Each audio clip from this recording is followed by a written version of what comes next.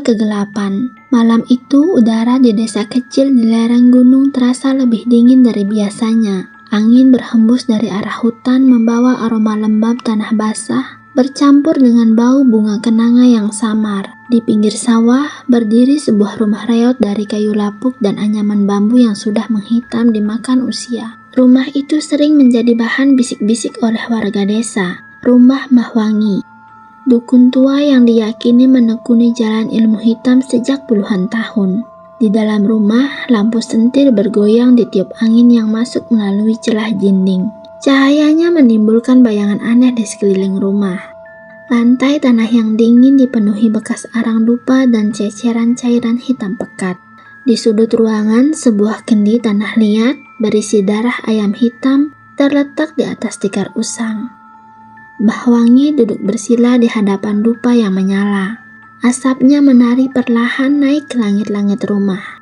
Tubuhnya tampak ringkih, tapi mata merah yang berkilat dalam temaran cahaya memancarkan kekuatan yang membuat siapapun tak berani menatap terlalu lama. Dia bergumam lirih. Suaranya seperti bisikan di telan malam. Waktuku hampir habis. Aku butuh penerus sebelum roh-roh itu menagih janji. Asap dupa semakin dekat. Dari kepulan asap itu sesekali tampak bentuk wajah-wajah aneh. Ada yang menjerit, ada yang menangis, ada pula yang menyeringai dengan tatapan kosong. Semua lenyap secepat munculnya seolah hanya bayangan semu. Sementara itu di dusun bawah, seorang pemuda bernama Bagas duduk termenung di batu besar dekat bibir hutan. Bajunya kusut penuh tambalan. Rambutnya kusut diterpa angin, tatapannya kosong menembus kegelapan, hanya ditemani cahaya bulan sabit yang pucat di langit. Hidupnya tak pernah mudah. Sejak kecil dia terbiasa dihina karena kemiskinannya. Ibunya sudah lama meninggal, dan ayahnya kini sakit-sakitan tidak mampu untuk bekerja. Bagas sering menjadi bahan ejekan pemuda kampung. Kadang dia dipukuli, kadang diperas hasil kerjanya. Semua itu menumpuk dalam hatinya menjadi api dendam yang membara. Malam itu dia berbisik lirih hampir seperti doa. Gusti, kenapa hidupku begini? Aku capek, aku ingin berubah. Biar mereka semua tahu rasanya diinjak, biar mereka semua tunduk di hadapanku. Angin berdesir lebih kencang, membuat dedaunan bergemerisik. Tiba-tiba terdengar suara ranting patah di belakangnya. Bagas menoleh cepat, jantungnya berdebar. Dari balik kegelapan, muncul sosok nenek tua bertongkat berjalan perlahan namun pasti. Rambutnya putih kusut terurai, kulitnya keriput dan hitam legam. Namun sorot matanya tajam menembus malam. Mbah Wangi. Bagas, suaranya berat, parau tapi jelas memanggil nama itu. Pemuda itu terperanjat berdiri dengan gugup. Nenek siapa? Mbah Wangi berhenti beberapa langkah di hadapannya. Senyum samar tersungging di bibirnya. Jangan takut, aku mendengar doa yang kau bisikkan barusan. Bagas pun terdiam, hanya suara jangkrik dan detak jantungnya sendiri yang terdengar. Kamu ingin hidupmu berubah bukan? Lanjut si nenek. Bagas menelan ludah. Berubah? Kau ingin kuasa? Kau ingin balas dendam pada mereka dan mereka tunduk padamu? Kata-kata itu menghantam langsung ke dalam batinnya. Bagas tak mampu menjawab, hanya mengangguk kecil. Kalau begitu, suara Mbah Wangi semakin dalam. Ikut aku. Malam itu Bagas mengikuti Mbah Wangi menuju rumah reot di tepi sawah. Begitu masuk, dia disambut aroma menyengat dupa bercampur darah anyir. Di tengah ruangan sebuah kendi tanah liat diletakkan di atas tikar. Isinya cairan merah pekat yang berbau busuk menusuk hidung. Mbah Wangi duduk bersila menatap pemuda itu dengan tatapan tajam. Kalau kau benar-benar ingin berubah, ini langkah pertama. Minum ini, darah jalan menuju kekuatan. Bagas bergidik. Darah, aku harus meminumnya. Ya, minum sampai habis. Kalau tubuhmu kuat, kau akan diterima. Kalau tidak, malam ini juga kau akan mati. Tangan Bagas gemetar saat meraih kendi itu. Dia menatap cairan merah pekat di dalamnya, berbau anyir dan membuat perutnya mual. Matanya terpejam dengan bibir gemetar. Lalu dengan satu tarikan nafas panjang dia meneguk isinya. Rasa pahit, asin, anyir memenuhi mulutnya. Tenggorokannya terasa terbakar. Perutnya terasa terlilit dari dalam. Tubuhnya menggigil dengan hebat. Tidak lama kemudian dia jatuh tersungkur memuntahkan darah segar di lantai tanah. "Nek, aku rasanya mau mati." Suaranya parau, tubuhnya kejang-kejang. Mbah Wangi menatapnya tanpa iba. "Belum, itu tandanya tubuhmu sedang dibuka. Jangan takut." Dalam kepalanya suara-suara asing muncul seperti bisikan lirih namun jelas memanggil namanya. "Bagas, kami melihatmu." Bagas menutup telinganya, matanya melotot ketakutan, namun suara itu semakin keras, semakin dekat, seperti berada tepat dalam pikirannya. Tubuhnya menegang lalu tiba-tiba semuanya gelap. Ketika dia tersadar, cahaya fajar sudah merambat masuk melalui celah dinding. Tubuhnya masih lemah namun dia bisa bernapas dengan lega. Di sampingnya Mbah Wangi duduk dengan senyum tipis. "Kau berhasil melewati pintu pertama," katanya lirih. Dengan wajah pucat, Bagas memegangi kepalanya. "Aku mendengar suara, Nek. Mereka menakutkan." "Jangan takut. Itu tanda kau sudah dilihat oleh mereka. Kau sudah diterima dan mulai hari ini, kau bukan Bagas yang kemarin. Kau sudah dipilih." Bagas terdiam, tubuhnya gemetar, jantungnya berdebar dengan kencang. Di satu sisi ketakutan merayap dalam darahnya, tapi jauh di dalam hati ada rasa lain yang tidak bisa dibohongi. Rasa kuasa, dan rasa itu membuatnya ingin mendapatkan lebih. Tumbal darah. Semenjak malam pertama, hidup Bagas berubah perlahan. Tubuhnya sering panas dingin, telinganya berdenging, dan setiap dia memejamkan mata, bayangan-bayangan hitam menari di pelupuknya. Dia tidak lagi tidur dengan nyenyak. Di sela tidurnya, dia kerap mendengar suara langkah kaki berputar di sekeliling rumah. Meski ketika dia bangun tidak seorang pun tampak dari luar. Mbah Wangi tidak pernah menenangkan, hanya mengawasi dari kejauhan seolah semua itu bagian dari ujian. Hari demi hari, Bagas semakin tenggelam dalam dunia yang asing. Dia diminta menjalani ritual demi ritual, mandi di tengah sungai tengah malam, menelan tanah dari kuburan baru, bahkan tidur semalaman di bawah pohon randu besar yang dianggap keramat. Tubuhnya digerogoti rasa takut, tetapi setiap kali dia selamat dari ujian, ada rasa lain yang tumbuh. Rasa bangga, rasa memiliki kekuatan yang tidak dimiliki oleh orang lain. Sampai akhirnya datang perintah paling berat. Malam itu bulan separuh menggantung di langit. Rumah reot Mbah Wangi dipenuhi asap dupa yang menyesakkan dada. Tikar tua digelar, di atasnya diletakkan sesaji, kelapa gading, pisang raja, bunga 7 rupa, dan seekor ayam hitam dengan kaki terikat. Namun bukan itu yang membuat Bagas gemetar, melainkan benda yang tergeletak di tengah lingkaran sesaji, sebilah pisau kecil yang berkarat. Warnanya kehitaman seperti sudah lama meminum darah. Mbah Wangi menatapnya lama, tidak berbicara banyak. Dia hanya mengisyaratkan dengan dagu menunjuk pisau itu. Bagas paham tanpa perlu penjelasan. Ilmu hitam bukan sekadar mantra. Dia menuntut tumbal. Dan tumbal bukan sekadar ayam atau kambing, melainkan sesuatu yang berharga. Sesuatu yang mengikat antara dunia manusia dan dunia gaib. Bagas keluar dari rumah reot itu dengan wajah pucat. Malam terasa panjang. Angin menampar pipinya, membawa bisikan yang terus menggema di kepalanya. Suara itu sama dengan suara yang dia dengar sejak malam pertama. Suara-suara gaib yang kini semakin jelas dan semakin mendesak. "Darah, kami ingin darah yang terdekat, yang kau cintai." Setiap langkah terasa berat. Bagas tahu apa yang mereka minta. Dia hanya memiliki satu orang terdekat di dunia ini, yaitu ayahnya. Rumah mereka sunyi, hanya lampu minyak kecil yang menyala redup. Dari balik pintu, Bagas melihat ayahnya terbaring di tikar lusuh. Tubuh kurusnya bergerak naik turun dengan pelan. Nafasnya berat, suara batu kering sesekali memecah kesunyian. Di dada Bagas terjadi perang besar. Di satu sisi dia ingin berlari meninggalkan semua ini. Di sisi lain, dorongan gaib ini terlalu kuat, seperti ada tangan tidak terlihat yang menuntunnya melangkah ke dalam. Dia terduduk lama di samping ayahnya, memandangi wajah renta yang pucat, matanya pun berkaca-kaca. Tetapi di saat yang sama, genggaman tangannya pada pisau semakin kuat. Bisikan itu semakin keras dan semakin memekakkan telinganya. Tusuk dan berikan darahnya sekarang.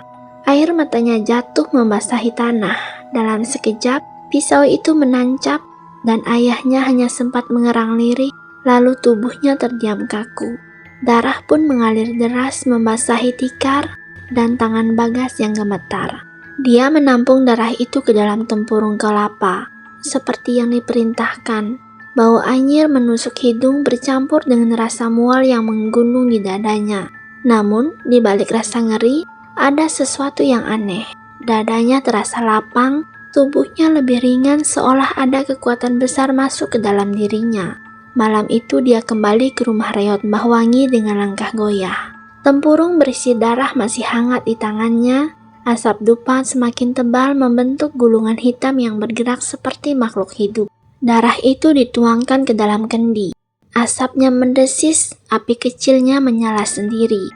Dan suara-suara gaib bergemuruh lebih keras dari sebelumnya. Ruangan penuh dengan jeritan, tangisan, serta bisikan bersahut-sahutan. Tubuh Bagas bergetar, matanya memerah, urat-urat di lehernya pun menegang.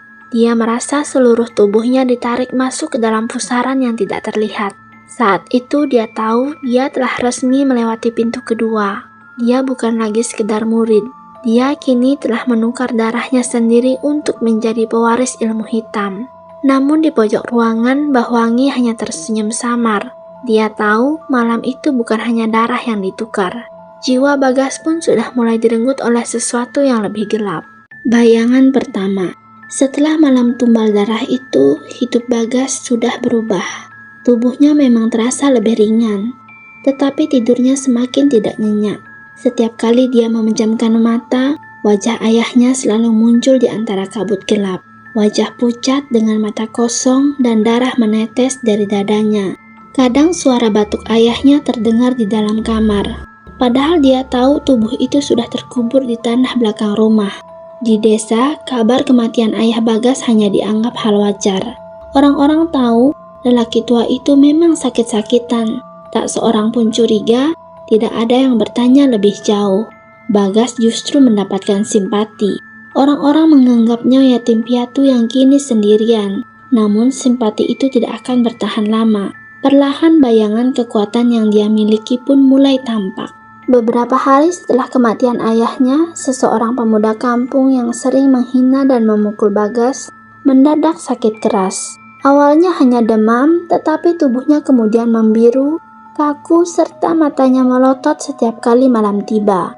Dokter desa tidak mampu menjelaskan, dukun lain tidak bisa mengobati. Orang-orang mulai berbisik ada yang tidak wajar. Bagas mendengar kabar itu tanpa ekspresi, namun di dalam hatinya ada sesuatu bergejolak. Rasa puas bercampur dengan ketakutan. Dia teringat pada malam saat dia membayangkan wajah pemuda itu ketika Mbah Wangi menyuruhnya menyebut namanya. Apakah benar sakit yang diderita pemuda itu datang dari dirinya? Malam-malam berikutnya teror semakin jelas. Di rumahnya bayangan hitam mulai sering tampak. Kadang seperti sosok manusia tanpa wajah berdiri di pojok ruangan. Kadang hanya berupa tangan panjang berwarna hitam legam yang muncul dari bawah tikar, meraih pergelangan kaki Bagas.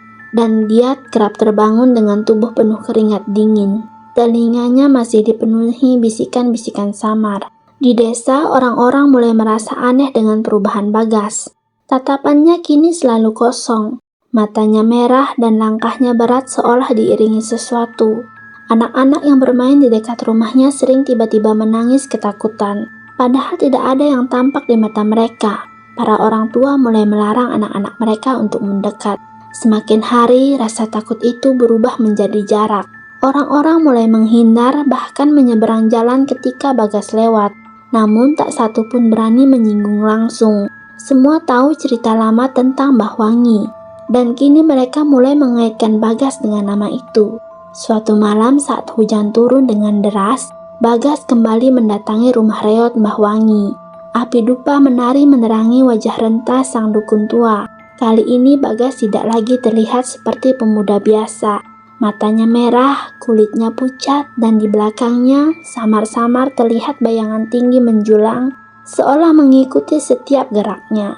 Ritual malam itu lebih berat dari sebelumnya. Bagas duduk di tengah lingkaran sesaji dengan darah ayam hitam diteteskan di lidahnya. Sementara Mbah Wangi melafalkan mantra panjang. Hujan yang mengguyur di luar rumah terasa seperti ikut mengikuti irama. Asap dupa menebal menutup seluruh ruangan. Dari dalam asap itu muncul jeritan-jeritan samar, tangisan perempuan, tawa anak kecil, dan suara gamelan yang diputar terbalik.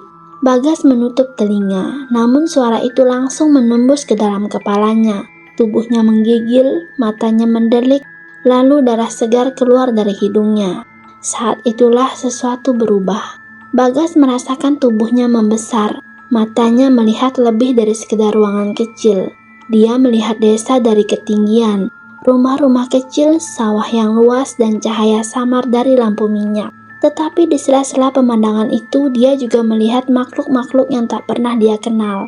Bayangan hitam berjalan di atap rumah. Sosok perempuan berambut panjang duduk di tepi sumur, dan ratusan mata merah menatapnya dari kegelapan hutan. Bagas menjerit, namun jeritannya bukan hanya miliknya sendiri. Dari mulutnya keluar suara lain bergantian. Suara tua, suara perempuan, suara anak kecil, bahkan suara yang bukan lagi manusia. Mbah Wangi hanya tersenyum samar dengan mata berbinar puas. Malam itu, Bagas resmi tidak lagi sepenuhnya manusia. Dia telah menjadi pintu bagi dunia yang lebih gelap, pewaris ilmu hitam yang kini benar-benar mulai ditakuti. Desa yang resah. Musim hujan datang lebih cepat tahun ini. Langit desa hampir selalu kelabu. Hujan turun tanpa henti membuat jalan setapak licin dan sawah tergenang. Namun bukan hanya hujan yang menekan kehidupan warga. Ada sesuatu yang lebih berat, ketakutan yang perlahan tumbuh. Kematian aneh mulai muncul satu persatu. Pertama, seorang pemuda kampung yang lumpuh secara mendadak dengan tubuh membiru dan meninggal dengan mata melotot. Kemudian seorang ibu yang dikenal sehat mendadak muntah darah hingga meregang nyawa. Menyusul seorang anak kecil yang tertidur di pelukan ibunya tetapi tidak pernah bangun lagi. Tidak ada penjelasan medis dan tidak ada tanda-tanda penyakit. Semua datang secara tiba-tiba, seperti ditarik sesuatu yang tidak kasat mata. Orang-orang berbisik mencari penyebabnya. Nama Bagas perlahan-lahan disebut. Dia yang dulu sering diejek kini berubah menjadi sosok menyeramkan. Matanya selalu pucat merah dan tubuhnya kurus. Serta setiap dia lewat di jalan desa, ayam-ayam berkokok dengan keras. Anjing pun menggonggong secara liar. Bahkan bayi-bayi menangis seketika. Rumahnya menjadi tempat yang dijauhi. Malam-malam warga yang lewat bersumpah melihat cahaya merah samar keluar dari celah dindingnya. Seperti api kecil yang menari-nari. Kadang terdengar suara tangisan lirih, kadang tawa perempuan, padahal Bagas tinggal seorang diri. Ketakutan berubah menjadi keresahan. Para tetua desa berkumpul di langgar kecil, duduk melingkar dalam cahaya lampu minyak. Wajah mereka tegang, suara mereka berbisik-bisik seolah takut jika nama yang mereka sebut bisa mendengar suara mereka. Ini sudah tidak wajar, kata seorang lelaki tua. Terlalu banyak kematian dan semuanya terjadi sejak Bagas berubah. Yang lainnya mengangguk namun tidak ada yang berani bicara lantang. Mereka tahu menyinggung nama pewaris ilmu hitam bisa berbahaya. Sementara itu Bagas semakin larut dalam kuasa barunya.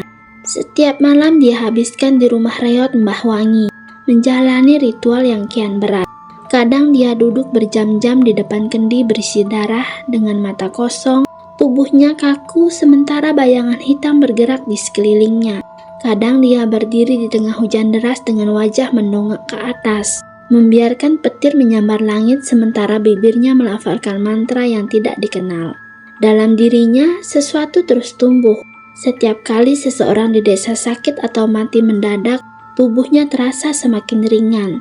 Tenaganya semakin besar, namun bersamaan dengan itu gangguan gaib makin sering datang. Wajah ayahnya semakin jelas, mendekat setiap malam berdiri di pojok kamar dengan darah menetes tanpa henti. Suara-suara yang dulu hanya bisikan, kini berubah menjadi teriakan. Memerintahnya melakukan hal-hal yang semakin gelap. Di desa, tanda-tanda semakin nyata. Seorang petani bersumpah melihat Bagas berjalan di pematang sawah saat subuh, diiringi sosok tinggi hitam tanpa wajah. Seorang ibu muda histeris karena anaknya menunjuk rumah Bagas sambil berkata, "Ada perempuan rambut panjang di jendela itu." Malam-malam suara gamelan samar terdengar dari arah rumah reot itu, padahal tidak ada orang yang sedang berpesta. Ketakutan memuncak ketika seorang dukun tua dari desa tetangga dipanggil untuk melihat. Dia hanya berdiri sebentar di depan rumah Bagas, lalu wajahnya pucat pasi. Tubuhnya bergetar dan dia menolak untuk masuk. Katanya ada sesuatu yang terlalu besar bersemayam di sana. Sesuatu yang bukan lagi bisa dilawan oleh manusia biasa. Namun keresahan warga tak bisa dibendung. Diam-diam beberapa pemuda desa mulai bicara tentang keberanian. Mereka tidak sanggup lagi membiarkan keluarga mereka mati satu persatu. Dalam kegelapan malam, mereka bersumpah akan menantang apapun yang kini bersemayam dalam diri Bagas. Tapi malam itu, sebelum rencana mereka terlaksana, desa kembali diguncang. Hujan deras turun sejak sore hari. Langit pun bergemuruh, dan tepat tengah malam, suara teriakan panjang terdengar dari salah satu rumah. Ketika warga berlari, mereka menemukan seorang lelaki muda mati dengan wajah menghitam. Dan di dadanya tergores huruf-huruf aneh seperti ditulis dengan bara api. Semua yang hadir tahu, itu bukan lagi sekedar kebetulan. Semua tatapan tanpa berani menyebut mengarah ke satu nama, Bagas. Malam berlawanan.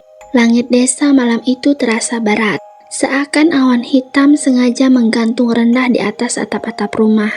Angin bertiup dengan kencang, membawa bau anjir lumpur dan aroma bunga Kamboja yang menyengat. Sunyi mencekam menyelimuti, hanya suara serangga yang lirih terdengar, lalu menghilang secara tiba-tiba seakan alam pun menahan nafas.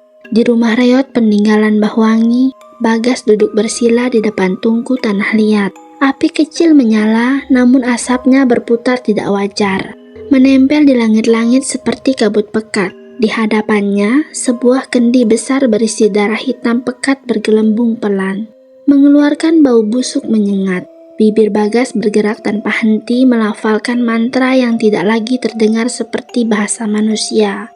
Tubuhnya semakin kurus tetapi matanya bersinar merah menyala. Rambutnya basah dengan wajah pucat dan di sekelilingnya tampak bayangan hitam bergerak-gerak. Kadang muncul menyerupai tangan panjang, kadang hanya berupa kabut yang berputar mengelilinginya. Di luar rumah, sekelompok lelaki desa telah berkumpul. Mereka membawa obor, sebilah golok, dan doa-doa yang dilantunkan secara terbata.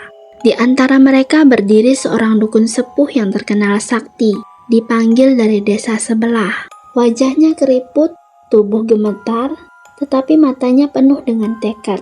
Di tangannya tergenggam seikat daun kelor dan garam, serta botol kecil berisi air doa. Ketika malam mendekat, udara semakin dingin. Obor yang mereka bawa berkedip-kedip, hampir padam tertiup angin yang datang entah dari mana. Bau bangkai tercium begitu tajam hingga beberapa dari mereka muntah-muntah. Anjing-anjing desa melolong bersahut-sahutan, membuat bulu kuduk semua orang meremang. Saat pintu rumah reot itu didobrak, api obor seketika padam. Gelap total menelan mereka, hanya suara angin dan lolongan panjang yang terdengar. Lalu dari dalam muncul cahaya merah redup seolah berasal dari mata Bagas sendiri. Ia berdiri di tengah ruangan. Sorot matanya memancarkan kebencian. Bayangan hitam di belakangnya menjulang tinggi, setinggi pohon kelapa dengan wajah kabur yang terus berubah bentuk. Mantra-mantra yang dia ucapkan menggema. Dukun sepuh itu melangkah maju, mengangkat tangan, memercikkan air doa ke arah Bagas. Seketika terdengar suara desis panjang, seperti logam panas dicelupkan ke dalam air. Bayangan hitam itu menjerit dengan suara melengking hingga beberapa lelaki desa terjatuh menutup telinga. Darah mengalir dari hidung mereka, namun Bagas tidak mundur.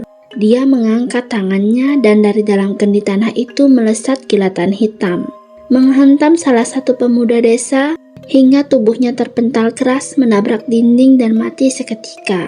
Perlawanan berubah menjadi kekacauan. Golok diayunkan, obor dilemparkan, tetapi bayangan hitam melumat semuanya. Lelaki desa berjatuhan satu persatu, entah pingsan, entah meninggal, tidak jelas lagi. Dukun sepuh berteriak keras, melantunkan doa panjang, menghantam lantai dengan daun kelor yang dia genggam. Dari tanah muncul cahaya putih yang samar, membentuk lingkaran pelindung. Bagas meraung, tubuhnya bergetar dengan wajah terbelah seolah ada dua sosok yang berebut dalam dirinya. Satu wajahnya sendiri dan satu lagi wajah Mbah Wangi semakin jelas dan semakin menyeramkan. Lantai rumah bergetar, genteng berguguran, dan bau darah makin pekat memenuhi udara. Bagas memekik lalu tiba-tiba tubuhnya terangkat dari tanah melayang di udara. Dari mulutnya keluar suara yang bukan miliknya. Suara Mbah Wangi, tua, parau, dan penuh dendam. Tidak ada yang bisa memutus darah ini.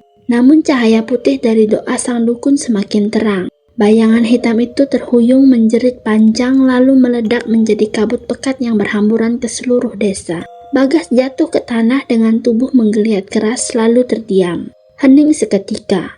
Orang-orang yang tersisa hanya berdiri terpaku. Tubuh mereka gemetar hebat. Dukun sepuh itu terengah-engah dengan wajah pucat pasi, serta darah segar merembes dari sudut mulutnya. Dia tahu apapun yang dia lakukan malam itu bukanlah kemenangan, tetapi hanya sebuah penundaan. Ketika warga memberanikan diri mendekat, mereka menemukan tubuh Bagas tergeletak tanpa nyawa. Matanya terbuka lebar dengan bibir membiru, serta di dadanya tergores lambang aneh yang berkilau samar sebelum menghilang. Namun desa tidak kembali tenang. Malam-malam berikutnya, suara gamelan samar tetap terdengar dari arah rumah reot itu. Bayangan tinggi hitam kadang terlihat berdiri di tepi sawah saat bulan purnama. Dan beberapa warga bersumpah di mimpi mereka Bagas datang dengan wajah kosong dan suara berat yang berbisik, "Aku belum selesai."